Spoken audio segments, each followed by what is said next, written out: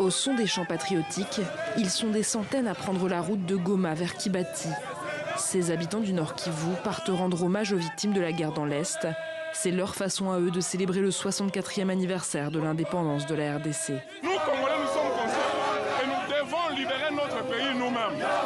Voilà, aujourd'hui, au lieu de fêter, nous, on a choisi d'aller collaborer, aller communier avec les esprits de nos frères. Ce week-end encore, la rébellion du M23 s'est emparée de nouvelles localités sur le front nord du conflit. Parmi elles, Kirumba, 120 000 habitants, mais aussi Kanyabayonga, où vivent 60 000 âmes.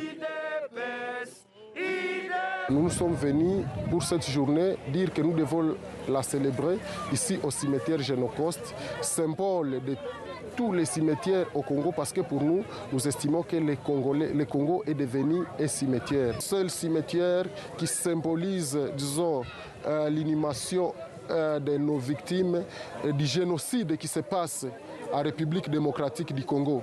Et donc ce génocide ne s'est pas passé seulement à Goma. Ce génocide est visible même à Beni.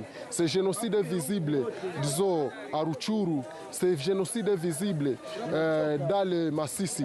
Face à la progression du M23 et aux affrontements qui meurtrissent la région, certains habitants du Nord Kivu en viennent à remettre en cause les commémorations du 30 juin. Aujourd'hui, la République démocratique du Congo, elle dit qu'elle célèbre justement son indépendance. Mais la question qu'il faut se poser, est-ce que sommes-nous concrètement indépendants avec tout ce que nous connaissons aujourd'hui, les défis sécuritaires? On n'exporte absolument rien. Et sur le plan économique, on peut dire que la République démocratique du Congo n'est pas indépendante. Voilà autant de choses qui nous poussent à remettre en cause cette indépendance.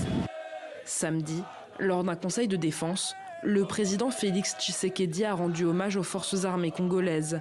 Dans une allocution diffusée dimanche, il affirme que des instructions claires et fermes ont été données pour sauvegarder l'intégrité territoriale du pays.